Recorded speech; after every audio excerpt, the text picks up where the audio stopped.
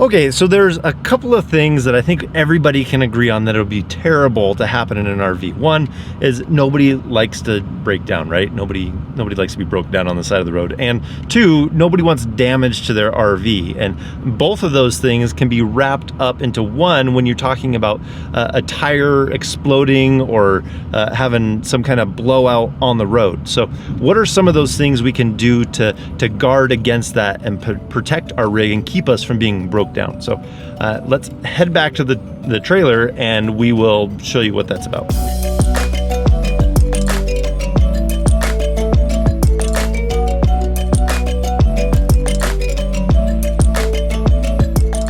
How's it going? I'm Jared Gillis. Welcome to another All About RVs. Today, we're going to be looking at the tires. We have some tire issues going on, so I've been doing a lot of research and wanted to pass along the things that we have learned about tires. So let's start in the most basic, obvious place to start.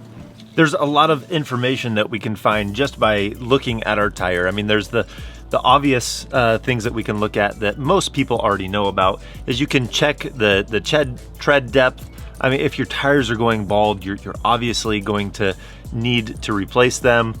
You can look at the way that they're wearing. I have a wear issue on my tires, so I need to try and figure that out. But you want to look at the tire. So tread, first thing to look at your sidewall. Oftentimes the sidewalls on these tires can go because oftentimes RVs will be sitting in storage or in the yard or something like that, and the sun can really wear down the sidewall. So you want to check for any breakdown of the sidewall or any issues there or anything that looks like there's been too much stress on the sidewall of the tire. You want to check that. I don't know how I missed this when I was talking about it, but if you're gonna have your RV parked somewhere for an extended period of time or for any length of time, really, you can put the covers on the wheels and it makes a tremendous difference on the sun deteriorating them. It really protects them if you put those covers on. So let's get back to it. But then there's also a lot of information when you read the information around the tire. One of the things that is often overlooked is the age of the tire. Now, all the tires that are in the US are supposed to have a date code on the side, one side or the other. So it's usually a 4-digit code. The first two numbers are going to tell you the month that it is, and the second two numbers are going to tell you the year that it was made in. So it'll give you an idea of how old your tire is, how long it's been on your RV. So typically they say 3 to 5 years you should be replacing your tires. I read anywhere 6 and 7 years. You really shouldn't go any longer than that, and you should replace the tires on your RV. Also, on every tire, it's going to give you what your load range is. There's a rating for this on the side of your tire, and you want to make sure that that is matching what you actually have as a load on your rig. Your axles have a load rating, your wheels actually have a load rating, and your tires. So you want to have that in the proper range, the proper rating for your load. So if you're out of date and you need to get new tires, get the right load range rating for your RV.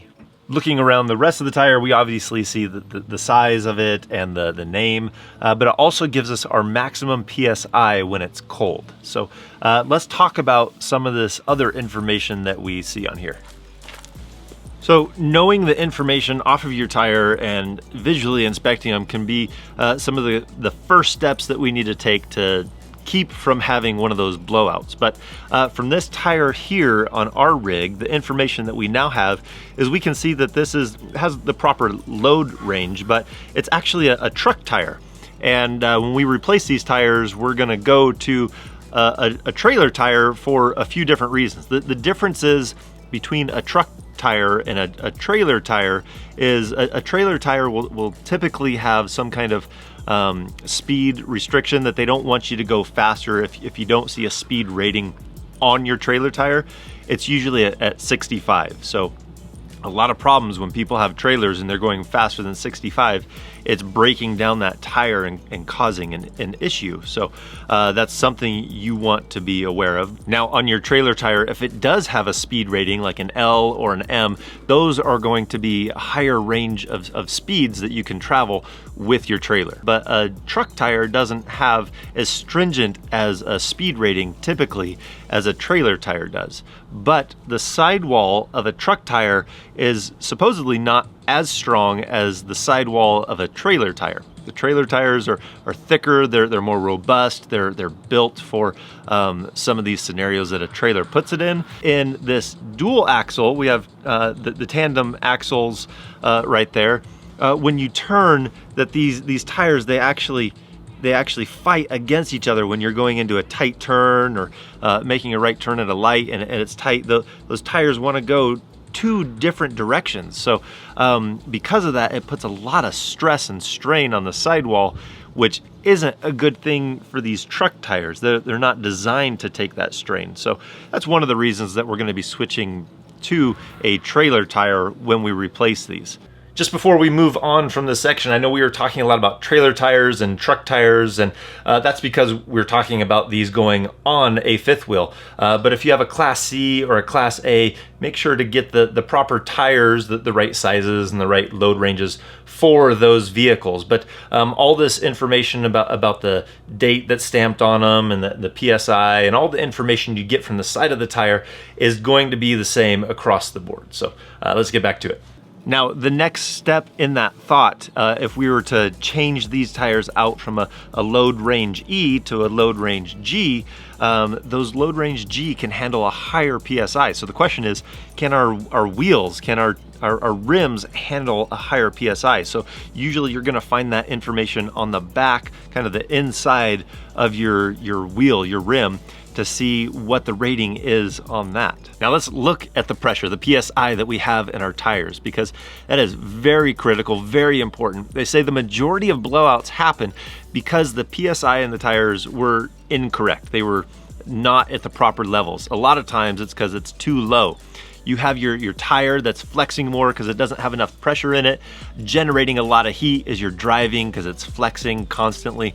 And then you also have the temperature of the road. Like now, summertime, it's extremely hot outside, and you have the heat of the road, the heat of the tire, all these things flexing, breaking down. Before you know it, you have a blowout. So what is the proper PSI to run in your tires? And after doing a lot of research, you'll see a lot of good resources say you put it at the max cold PSI every time. But then if you look at the manufacturer information, oftentimes they say something different. They actually recommend that you go to a scale and you measure, you weigh how much weight, how much load you have on each axle, and actually specifically each tire, because once you know how much you have at that point, they then have a chart that tells you if you have this much weight, you inflate your tire to this PSI.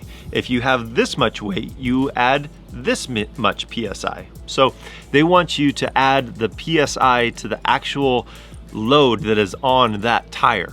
Hopefully this is the last interruption. I don't know why I forgot so many things that I wanted to put in here. So if I missed anything else, I'll just pin it in the comments. I'll pin it at the top so you can check that out. But one thing that I wanted to add here, that if you took your rig to the scale and you see that one area is severely loaded than the other, this is a great time to be able to move some stuff around and try and equalize out the weight distribution on those tires. So shift things around and try and equal it out as best you can while you're out there.